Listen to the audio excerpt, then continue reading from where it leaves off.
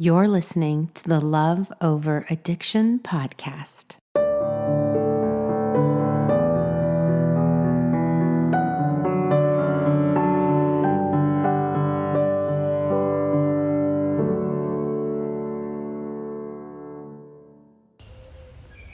Hey, it's Michelle, and this is a highly unusual podcast episode because, as you might hear in the background, I am in my backyard. The coronavirus is still going on, and I have a gazillion kids, as you know, who are inside the house in various rooms doing online school. So I wanted to record something, but also didn't want to interrupt their learning. So I'm outside. You can maybe hear the birds. The sun is shining. It's a beautiful day here in Florida. And of course, I was thinking of you.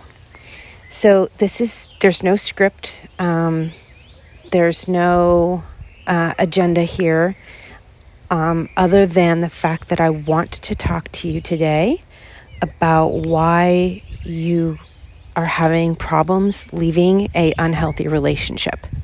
So if you're in love with somebody suffering from addiction and you know deep, deep, deep down inside your gut and your soul that you need to leave, that this is unhealthy. You might not have that feeling all the time, right? You might just get it in moments or during times of trauma or during a huge fight or when it's really chaotic, or let's say your loved one doesn't answer your phone or doesn't respond to your call or said they would come home for the evening and they don't. It's moments like that where you have a reality check and you say, yeah, this is not something I should be in. I need to leave. I need to get out. I deserve better. There's someone out there that can treat me better than this. And even if there isn't, even if I'm alone for the rest of my life, it still beats being rejected and lied to and manipulated over and over and over again. It feels like you're going insane and it feels like you're going crazy because that's the definition of crazy and insanity, which is doing the same things over and over again and expecting different results, right? So it kind of feels like when we're in this relationship, we have moments where we want to leave, but, and here's what I wanted to talk about today, but you also have these wonderful, glorious, intimate moments of love and relief and intimacy. It's not all bad. At least it wasn't at the beginning, right? I mean, that's the whole reason why we fell in love with these wonderful people who are, for the most part, wonderful people at their core, right? They were made beautiful and loving, and they have many gifts and talents, but we can't seem to get them to, like, use an Oprah quote, but live their best life all the time, right?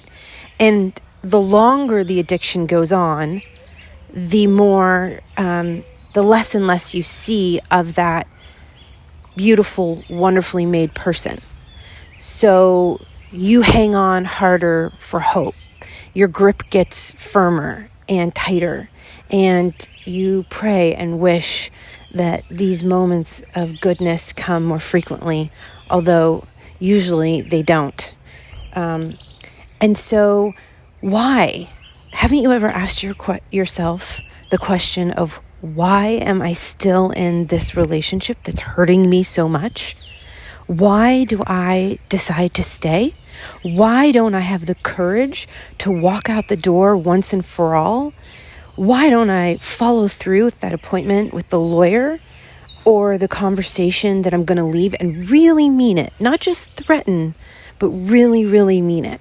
I remember when I was married to a great man who was struggling with addiction, I used to threaten to leave, and part of me really, really wanted to. I had 3 young kids at the time. We didn't have much money.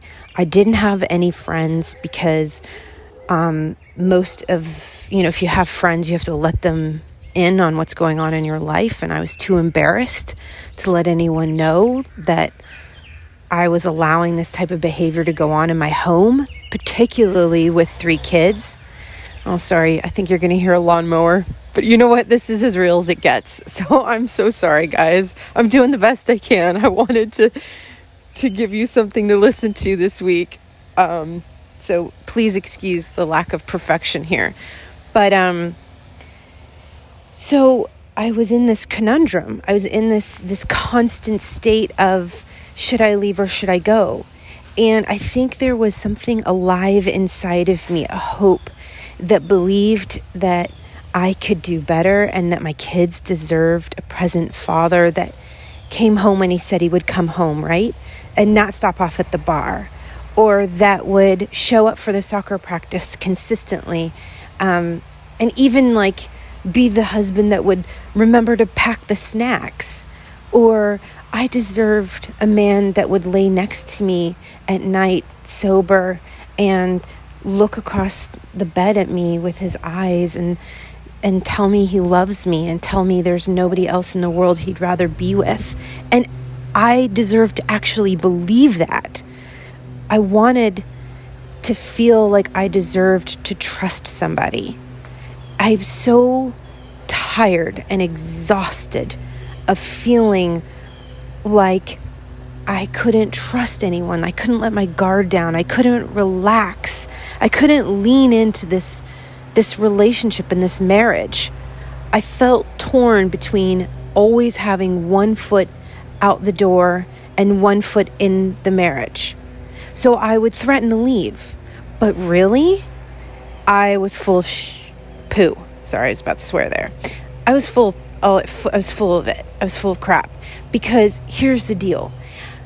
I was using the threat of leaving in order to try to manipulate him to get sober.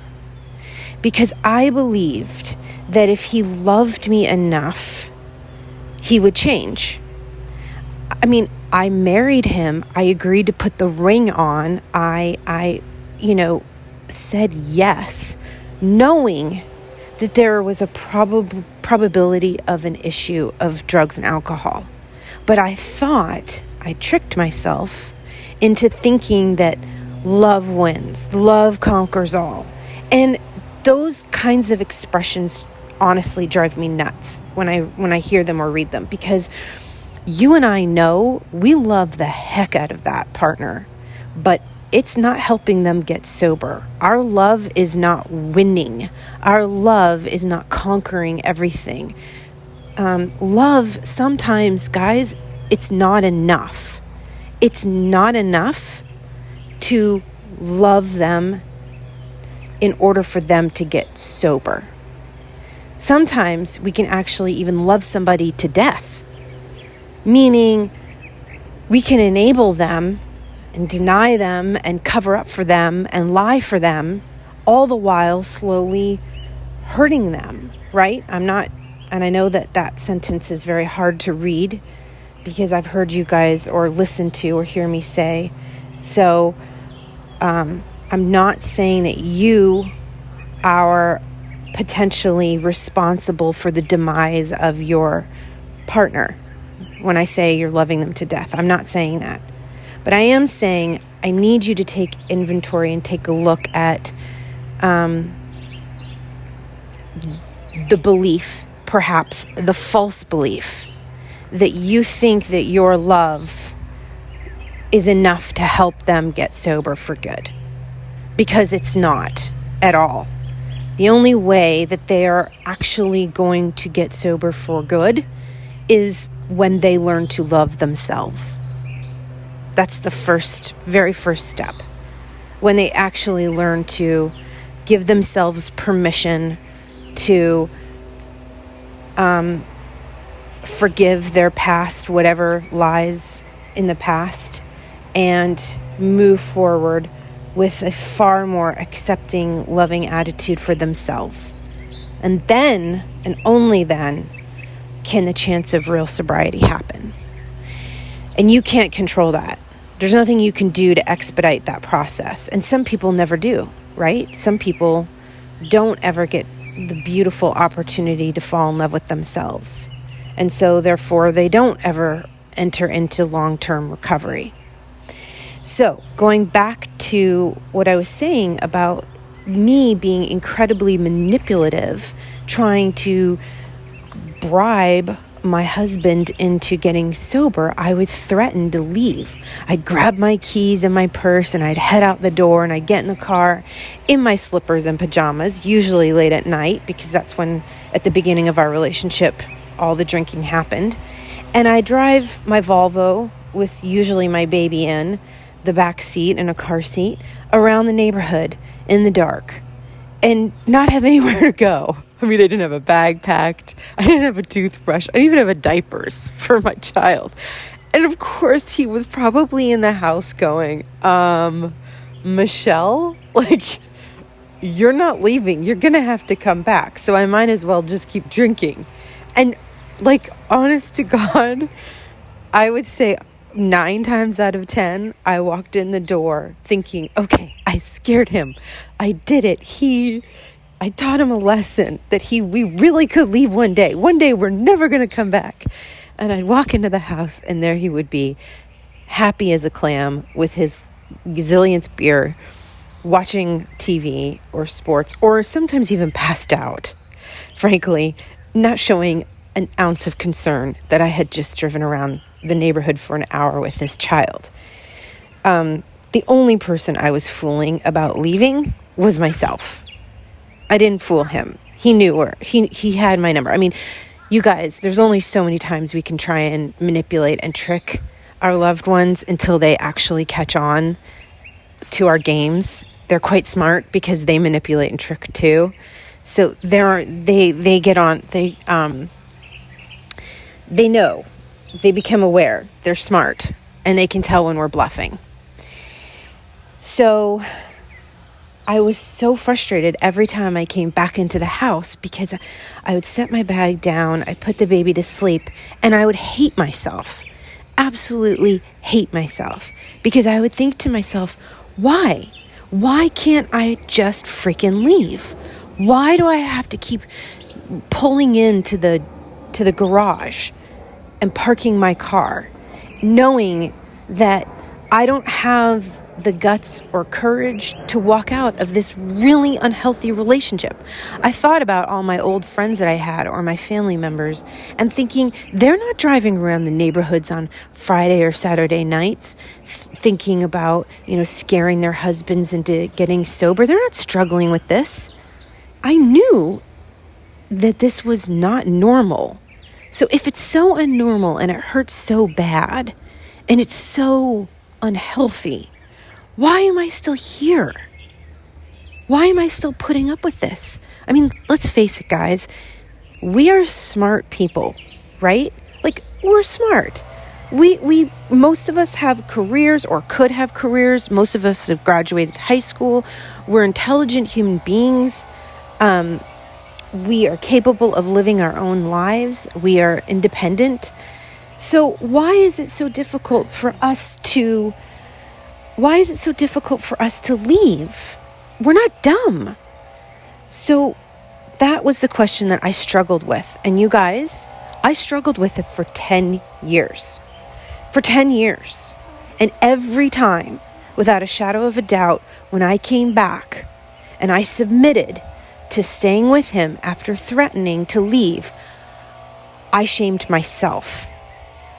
My self-confidence, my self-esteem got lower and lower because I knew, well, I didn't know, but I would think, okay, I'm a sucker.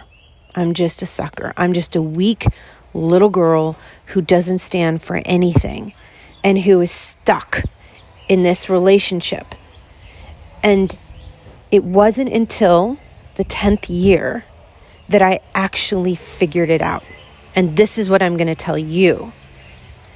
The reason why we stay in an unhealthy relationship, whether it's addiction, whether it's verbal abuse, whether it's physical abuse, whether it's financial abuse. I mean, there's many different abuses out there. But the any type of unhealthy relationship, even if there isn't abuse, the reason we stay is so obvious and we make it so complicated, and it doesn't need to be, is because we love them. We love them. We are still in love with the person who is treating us poorly. And that is why we cannot leave. And so we justify. We sit there and we convince ourselves in different ways that what we have is worth staying for. Because if we didn't think about it, if we didn't love them, it would be so much easier to leave. If you don't love somebody, then you're not willing to put up with all of their shenanigans, and you sit there and you go, yeah, no, this doesn't feel good to me. I'm out the door. But it's love that's holding you there. And it is possible to love somebody who's unhealthy for you. It's very possible. There's no rules or laws about what your heart is capable of. So, and plus, you love the goodness in them. You love their potential. You love the person that you see with their gifts and maybe their humor or their charm or their good looks or their brain and their ability to be incredibly intelligent or their creativity. There are things about your loved one that you believe are worthy of love.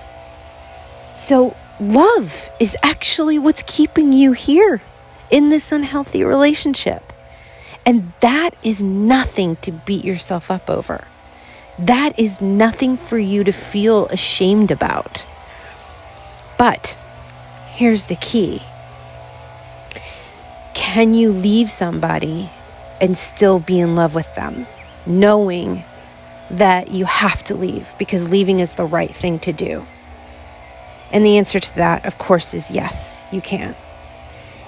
You can. And you probably should, right? And you know that.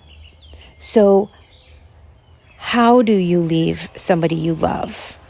Well, for me, and I can only speak to my particular situation, is I actually saw how addiction was hurting my children. Because when drugs started being done in my home, where my kids were, I thought, oh my gosh, I could actually lose my children. I mean, the court could take my kids away from me in the state that I was living in if they found drugs in our home. And the idea of my kids going to foster care or being raised by the state or being taken away from me was enough of a drive for me to fall out of love with him. And I remember the exact instant it happened. And for me, it probably was a gradual, now that I look back on it, like a gradual falling out of love. Like there's probably moments where, I was like every instant kind of just pushed me a little bit closer to falling out of love. And then there was like that one moment where he was smoking pot and my daughter was too close and breathing it in. And I thought, that's it. I'm done. I'm out of love. Now, I didn't know that at the time. I just knew I gotta leave for the sake of my kids. And it just became so easy to leave. I had no other choice. And when I say easy, I don't mean like, oh, I just moved into an apartment down the street and everything worked out. No, I mean, if you guys know my story, I had to get a restraining order. I had to call a shelter. I had, again, no money, no friends. My family didn't know. It was the hardest year of my life. But it became absolutely the necessity. It became so obvious and so clear to me that leaving was the only choice that I had, that I was willing to go through whatever it took. Does it mean that I didn't have moments throughout that year that I was leaving where I didn't get in touch with my loving feelings towards him? No, there were definite times, and I remember one in particular where we were exchanging the kids. And I don't know why, it took me off guard, actually. It took me by surprise. But I handed him over the kid, and he looked so healthy, and he looked happy, and he was being funny, which I loved. He was so funny. I loved that about him. And it was just a moment, and I remember thinking, oh my gosh. And we would exchange the kids at a Denny's restaurant on a highway, and he put the kids in his car, and I drove away in my car, and I drove back to Florida, and he was driving back to his state. And I remember being in the car driving down the highway and thinking, there's still feelings there. Like I must have detached. I must have fallen out of love for survival, but there's still remnants of love there. And you know what's interesting? He picked up on it, and he called me like 10 minutes after we had exchanged the kids, and he said, "Are you okay?" And I knew he knew that I was having a nostalgic, weak moment. And I didn't even let on to him, because there's no point in that, and it wouldn't have been healthy, and it could have turned into something, and I'd worked so hard to get to this place of independence and to leave. I just said, no, I'm fine. I promise I'm fine. He's like, "Are you sure? Because you really, looked sad." And you know what the truth is? I was sad. And that sadness wasn't me. It wasn't a sad wishing that I would go back to him. It wasn't a sad like, oh, maybe I made the wrong choice by leaving. It was a sad thinking. I was mourning. I was mourning our marriage. I was mourning the death of the hope that I had hung on to for 10 years, thinking that maybe, just maybe, we'll pull through this together, and this will have a happy ending. This might work out. I was mourning that. And so for those of you that think that, you're leaving, or maybe you've left, or you're in the middle of leaving, I will never lie to you. Number one, I try to be as real with you as possible. And I will tell you, it's completely normal to feel a roller coaster of emotions after you've left. You think, or at least I did, I made the mistake of thinking, if I leave addiction, everything will get better. And although, oh my gosh, I'm so glad I left addiction. It was a long process to heal. It was a long process. And so the lesson there is to be kind and gentle and loving to ourselves, no matter what feelings come up, and to understand and accept that it's normal, and that it's going to be okay, and that we made the right decision. So back to what I was originally saying, which is, oh, good Lord, my dog is barking now. You guys, I'm sorry. This is crazy. Back to what I was originally saying, which is, listen, if you're thinking that it's your fault, or you're weak, or you're not strong or courageous enough to leave right now, and you're beating yourself up because you know that you should, and you know if people knew your story, they would tell you to leave, stop that. Stop that ridiculous negative thinking, because it's not true. You're not weak. You're full of courage. You're full of strength. You've got exactly the arsenal and the tools and the gumption and the grit and the determination to leave if you want to. You have all of it inside of you. You're a smart person. You can do this. You know you don't need them in your life. But the reason you're staying is because you're still holding on to love. You're in love with them. And that's why we hang on. And that's why it's difficult to walk away. I hope that you found some help in this message.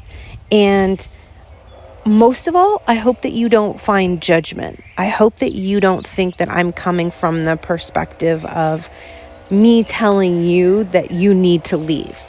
Because honestly, that's not the healthiest thing that you need to hear from anyone at this moment. You'll leave if you think you're ready to leave. The time will come where you will discover that walking out of your relationship might be the best thing for you.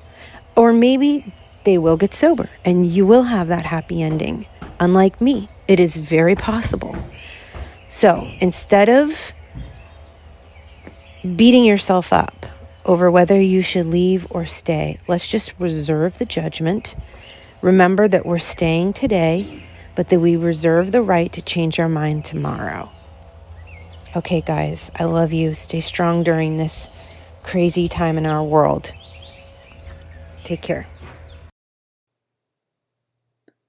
This podcast is created for your support, encouragement, and entertainment with Michelle's personal thoughts and beliefs. From one woman to another, bonded together by the fact we love someone suffering from addiction. This is not intended as a substitute for therapy or advice from a professional.